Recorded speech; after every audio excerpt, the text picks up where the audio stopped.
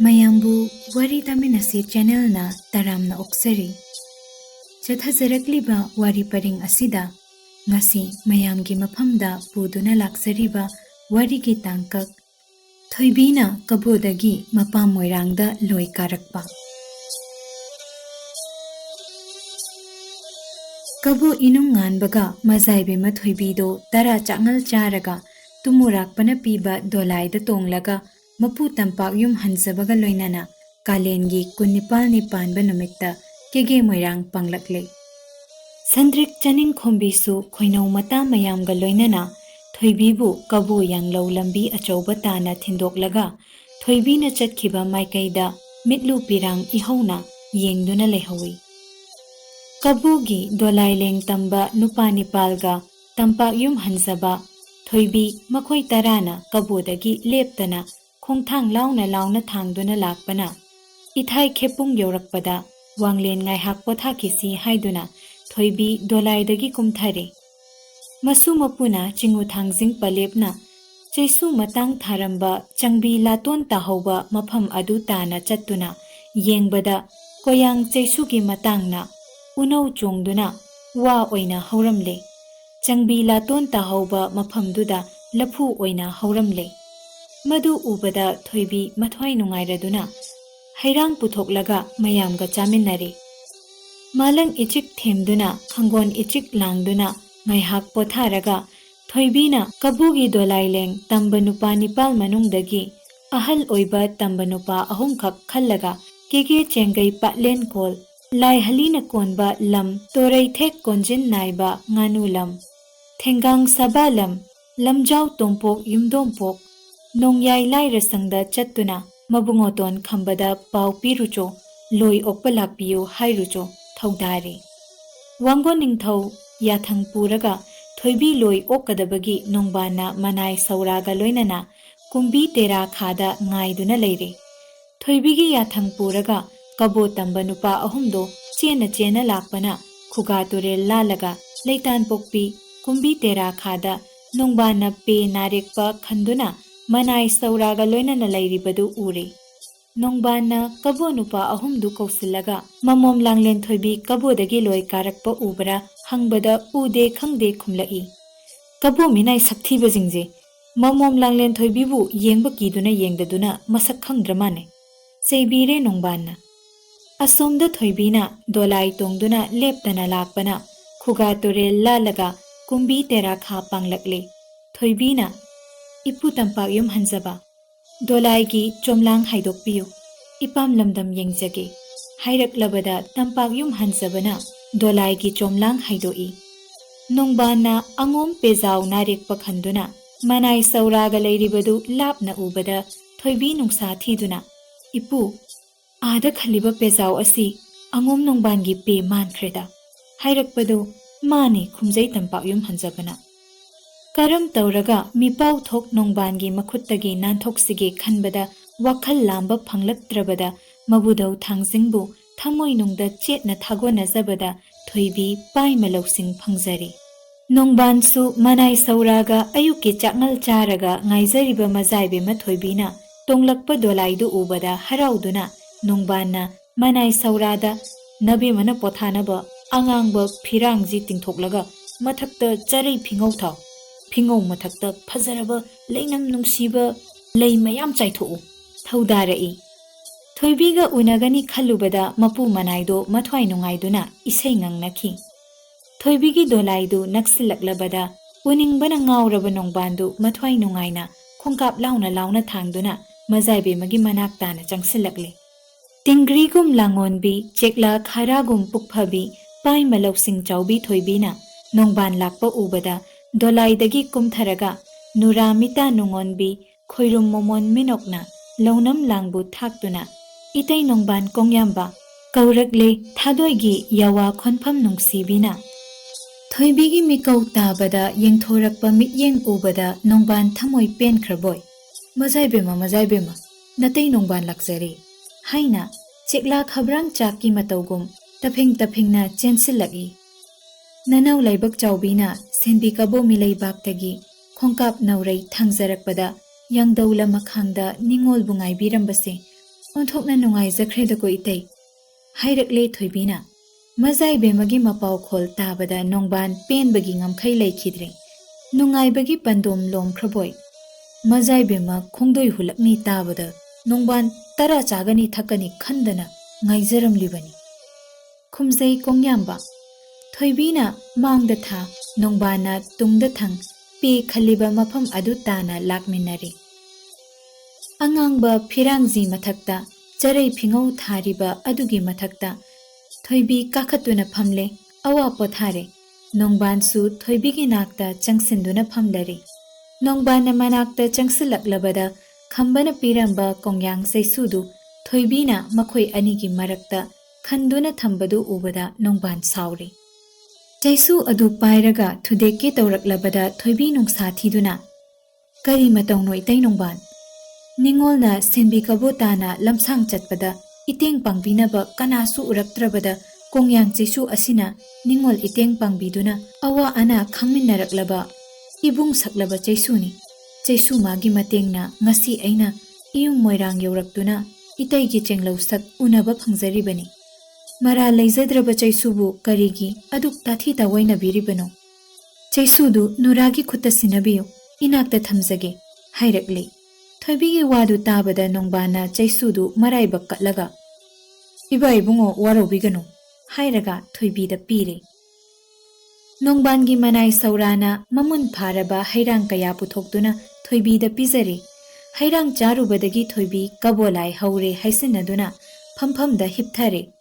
ꯃꯗꯨ ꯎꯕꯗ ꯅꯣꯡꯕꯥꯟ ꯅꯨꯡꯁꯥ ꯊꯤꯗꯨꯅ ꯀꯣꯏꯆꯦꯟ ꯆꯦꯜꯂꯦ ꯃꯅꯥꯏ ꯁꯧꯔꯥꯅ ꯏꯁꯤꯡ ꯄꯨꯁꯤꯜꯂꯛꯇꯨꯅ ꯊꯣꯏꯕꯤꯒꯤ ꯃꯀꯣꯛꯇ ꯇꯞꯅ ꯇꯞꯅ ꯍꯩꯔꯦ ꯃꯗꯨ ꯐꯥꯎꯕꯗ ꯊꯣꯏꯕꯤ ꯑꯅꯥꯕ ꯂꯩꯈꯥꯏ ꯇꯥꯗꯅ ꯅꯨꯡꯁꯥ ꯃꯄꯤ ꯊꯕꯦꯠ ꯊꯕꯦꯠ ꯍꯣꯟꯗꯨꯅ ꯃꯃꯤꯠ ꯆꯞ ꯌꯨꯡꯗꯨꯅ ꯂꯩꯔꯤ ꯊꯣꯏꯕꯤꯒꯤ ꯃꯇꯧꯁꯤ ꯑꯇꯩ ꯀꯅꯥꯁꯨ ꯈꯪꯈꯤꯗꯦ ꯇꯝꯄꯥꯛ ꯌꯨꯝ ꯍꯟꯖꯕꯗꯤ ꯇꯧꯁꯤꯟꯅꯕꯅꯤ ꯈꯪꯈꯤ ꯃꯇꯝ ꯑꯁꯤꯗ ꯅꯣꯡꯕꯥꯟꯒꯤ ꯌꯥꯡꯒꯣꯏ ꯁꯒꯣꯜ ꯀꯥꯔꯨꯕꯅ ꯈꯣꯡꯂꯛꯄꯒꯤ ꯃꯈꯣꯜ ꯇꯥꯕꯗ ꯊꯣꯏꯕꯤ ꯁꯣꯔ ꯆꯥꯅꯤꯡ ꯇꯥꯅ ꯁꯥꯡꯅ ꯍꯣꯜꯂꯛꯂꯦ ꯃꯗꯨ ꯎꯕꯗ ꯅꯣꯡꯕꯥꯟꯅ ꯊꯣꯏꯕꯤꯒꯤ ꯃꯅꯥꯛꯇ ꯆꯪꯁꯤꯜꯂꯛꯂꯒ ꯁꯒꯣꯜ ꯀꯥꯔꯨꯕ ꯍꯥꯏꯅ ꯁꯣꯜꯂꯛꯂꯦ ꯅꯣꯡꯕꯥꯟꯅ ꯇꯣꯏꯅ ꯇꯣꯏꯅ ꯁꯒꯣꯜ ꯀꯥꯔꯨꯕꯒꯤ ꯃꯃꯤꯡ ꯄꯟꯕꯗ ꯊꯣꯏꯕꯤ ꯍꯤꯞꯂꯝꯕꯗꯒꯤ ꯍꯧꯒꯠꯂꯛꯂꯦ ꯑꯩ ꯁꯒꯣꯜ ꯑꯃꯨꯛꯇ ꯇꯣꯡꯖꯒꯦ ꯑꯅꯥꯕ ꯐꯕ꯭ꯔꯥ ꯌꯦꯡꯖꯒꯦ ꯏꯇꯩ ꯅꯣꯡꯕꯥꯟꯅ ꯁꯒꯣꯜꯒꯤ ꯈꯨꯔꯖꯤ ꯄꯥꯏꯔꯒ ꯆꯤꯡꯗꯨꯅ ꯄꯨꯕꯤꯌꯨ ꯍꯥꯏꯔꯛꯄ ꯃꯖꯥꯏꯕꯦꯝꯃ ꯊꯣꯏꯕꯤꯒꯤ ꯁꯣꯟꯊꯥꯡꯅꯕ ꯋꯥꯗꯨ ꯇꯥꯕꯗ ꯅꯣꯡꯕꯥꯟꯅ ꯃꯥꯒꯤ ꯁꯒꯣꯜ ꯀꯥꯔꯨꯕ ꯄꯨꯁꯤꯜꯂꯛꯇꯨꯅ ꯊꯣꯏꯕꯤꯕꯨ ꯇꯣꯡꯍꯜꯂꯦ ꯃꯥꯅ ꯈꯨꯔꯖꯤ ꯄꯥꯏꯔꯒ ꯃꯥꯡ ꯊꯥꯗꯨꯅ ꯆꯤꯡꯕ ꯍꯧꯔꯛꯂꯦ ꯁꯒꯣꯜ ꯇꯣꯡꯕꯗ ꯅꯅꯥꯎꯗꯤ ꯑꯅꯥꯕ ꯄꯨꯡꯀꯣꯛ ꯀꯣꯛꯂꯦ ꯌꯥꯔꯕꯗꯤ ꯏꯇꯩ ꯌꯥꯎꯔꯤꯉꯩꯗ ꯁꯒꯣꯜ ꯇꯣꯡꯕ ꯑꯃꯨꯛꯇ ꯇꯝꯖꯒꯦ ꯍꯥꯏꯔꯛꯄꯗꯨ ꯅꯣꯡꯕꯥꯟꯗꯨ ꯍꯔꯥꯎꯅ ꯌꯥꯔꯦ ꯊꯣꯏꯕꯤꯅ ꯈꯨꯔꯖꯤ ꯄꯥꯏꯗꯨꯅ ꯇꯞꯅ ꯇꯞꯅ ꯁꯒꯣꯜ ꯊꯧꯕ ꯍꯧꯔꯛꯂꯦ ꯅꯣꯡꯕꯥꯟ ꯅꯨꯡꯁꯥ ꯊꯤꯗꯨꯅ ꯃꯅꯥꯛꯇ ꯆꯦꯟꯅ ꯆꯦꯟꯅ ꯏꯟꯅꯩ ꯂꯝ 5 ꯆꯠꯂꯤ ꯑꯃꯨꯛ ꯍꯟꯖꯤꯜꯂꯤ ꯂꯝ 10 ꯊꯧꯗꯨꯅ ꯆꯠꯂꯤ ꯇꯞꯅ ꯑꯃꯨꯛ ꯍꯟꯖꯤꯜꯂꯛꯏ ꯁꯒꯣꯜ ꯊꯧꯅ ꯊꯧꯅ ꯊꯣꯏꯕꯤꯅ ꯋꯥꯈꯜ ꯇꯧꯔꯛꯏ ꯑꯩꯅ ꯁꯒꯣꯜ ꯊꯧꯗꯨꯅ ꯆꯠꯂꯕꯁꯨ ꯂꯝꯖꯦꯜ ꯌꯥꯡꯕ ꯅꯣꯡꯕꯥꯟꯅꯤ ꯇꯥꯟꯅꯔꯛꯇꯨꯅ ꯑꯩꯕꯨ ꯁꯣꯏꯗꯅ ꯐꯥꯒꯅꯤ ꯑꯗꯨꯒꯤ ꯁꯔꯨꯛꯄꯨꯗꯤ ꯂꯧꯅꯝ ꯇꯧꯗꯨꯅ ꯅꯣꯡꯕꯥꯟꯒꯤ ꯄꯨꯛꯆꯦꯜ ꯐꯥꯒꯦ ꯗꯣꯂꯥꯏ ꯇꯣꯡꯍꯟꯒꯦ ꯈꯜꯂꯛꯂꯦ ꯅꯅꯥꯎꯅ ꯌꯥꯡꯒꯣꯏ ꯁꯒꯣꯜ ꯇꯣꯡꯂꯒ ꯏꯇꯩꯅ ꯗꯣꯂꯥꯏ ꯇꯣꯡꯕꯤꯗꯨꯅ ꯀꯦꯒꯦ ꯂꯝꯕꯤ ꯂꯝꯖꯥꯎꯗ ꯃꯤꯠꯀ ꯃꯤꯠꯆꯥꯟꯅ ꯂꯦꯟꯅꯕꯒꯤ ꯃꯑꯣꯡꯒꯨꯝ ꯅꯣꯛꯈꯦꯗꯨꯅ ꯆꯠꯃꯤꯟꯅꯅꯤꯡꯕꯕꯨ ꯏꯇꯩꯅ ꯀꯔꯤ ꯈꯟꯕꯤꯕꯒꯦ ꯍꯪꯂꯛꯂꯕꯗ ꯃꯗꯨꯗꯤ ꯌꯥꯝꯅ ꯐꯕꯅꯤ ꯅꯇꯩꯅ ꯄꯥꯝꯖꯕꯁꯨ ꯃꯗꯨꯃꯛꯅꯤ ꯈꯨꯝꯖꯩ ꯀꯣꯡꯌꯥꯝꯕ ꯍꯔꯥꯎꯅ ꯑꯁꯤꯗꯒꯤ ꯊꯣꯏꯕꯤꯅ ꯁꯒꯣꯜ ꯇꯣꯡꯂꯦ ꯅꯣꯡꯕꯥꯟꯅ ꯗꯣꯂꯥꯏ ꯇꯣꯡꯂꯦ ꯃꯈꯣꯏ ꯑꯅꯤ ꯇꯨꯡꯊ ꯃꯥꯡꯊ ꯀꯨꯝꯕꯤ ꯇꯦꯔꯥ ꯈꯥꯗꯒꯤ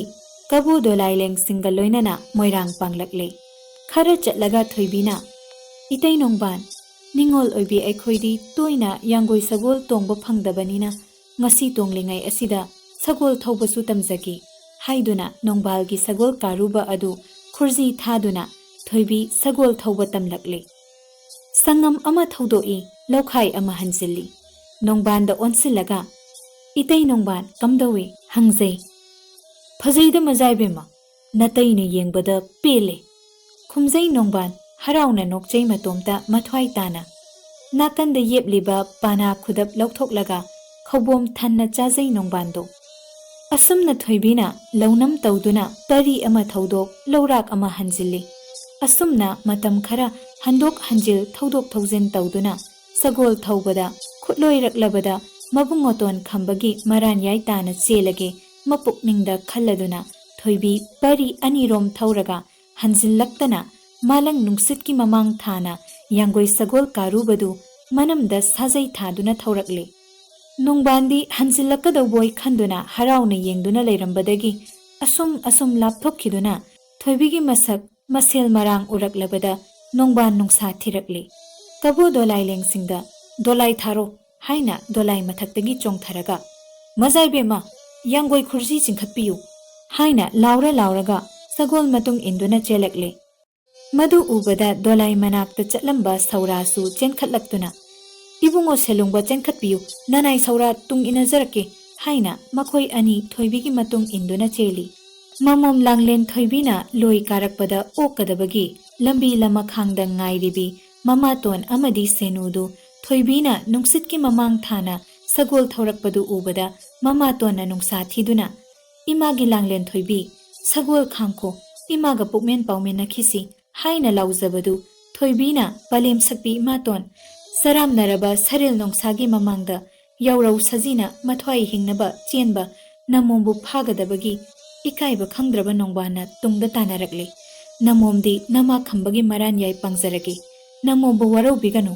paukhum piramlaga thoibi apanba leitana khambagi maran yai chengai paton tamna yangoi sagol karuba thauki tungda nongbana chelakpadu ubada mamatona senuda leimaida tariba sagol khongul muthatlu takpirabada senuna malem leimai thakta tariba sagol khongul muthatle ikui kuidana nongban nungsa mapi thabet honduna chelaklaga senuda mazai bema yangoi sagol tonglaga chenkhibadu ubara hangbada senuna mazai bema loi okadabegi ngaizaribani khumjai senugi paukhum tabada nongba nungsa thire khambagi maran yai panglamba yai mapukningda khalleduna jengai paton tamna chenkhi asom laira sangdadi thoibina tharakpa kabonupa ahumna thoibi kabodagi loi karakle loi okpiro hairakpa paudu tambada khamnu thonganda thorakpada khambasu kangla kumlakpaga machil mawpa thengnare matam sida thoibina cheliba yangoi sagolgi sayang thaktagi ibungoton yangoi sagol khambiyo haina laurakpadu tabada khambana lambi mayaida leptuna nungsitki mang thana chelakliba sagoldu phagadabagi sem saduna laiki sagolna manak hek yorakpada khambana thuna yangna hochinduna pakhangi mata phaba thabak aduna sagolgi mathada napsillaga makhong anina leipakta sau sana leptuna maphaigalna sagolgi khumang ngaktuna makhutna khurji yanduna mapangal phukna sagolbu khamle madu ubada sagol tongduna lamsang zelakpagi wabana nungsa mapi holibi thoibidu mathwai nungaina ningsa chaning tana honjai khambana thoibibu sagoldagi thangthabada thoibi lepangamdaduna khambada konsilli khambana su thoibibu konbi madu ubada khamnu harauduna khambi mai oknaba maira lawba mayumda changki khambana thoibibu konduna laira sangda pusinkhibadu ubada nongban zelambadagi asaubaga loinana leptuna yengi turel tainaba ngamdraga nasikhongda tainai hainabagum leptuna leiriba magi sagol karubabu phuge khalladuna thoibina hundoklamba sagol sajai adu khunbada sagol karubadu mangonda phugadawre kibadagi chenge tawrakpada nongbana chensillaga khamgadabagi khurji lambada phangdaduna sabal pairubada sagolgi mabukta phariba puklidu tattuna sabalga loinana nongban leimaida ture sagol adudi phingna mayum tana chenkhi nongbana hogatlaga masada pakliba upul teithoklingai magi matung inna chelakpa sauradu thunglare saurada sagol sabal asi hundoklamba pamui iran yaida pu hairaklabada saurana ibungo selungba thoibidi pudana sabal pubasi nanaidi kaijai haiduna pu yadre saurana sabal pu yadrabada nongbandu sauman khraduna leimaida tariba sabal du khullaga mananganda poduna sauraga loinana maran yaida halai kharai thonganda mabungo nongbana thoibi loi oklaga purakpadu okadabagi athen potka loinana ngaijaribi nongbangi taloi atombidu mabungo nongbana sabal nambo poraga halakpadu ubada kibana imungda chensinki pau asi tabada nongbanbu pokpa palem panthau anisu mathwai sokna nungai khidi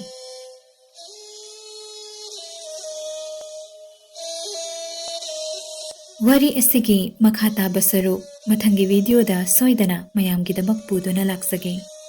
Nauriba channel asibu nungsibiduna mayamna like, share amadi subscribe toksinbiramu.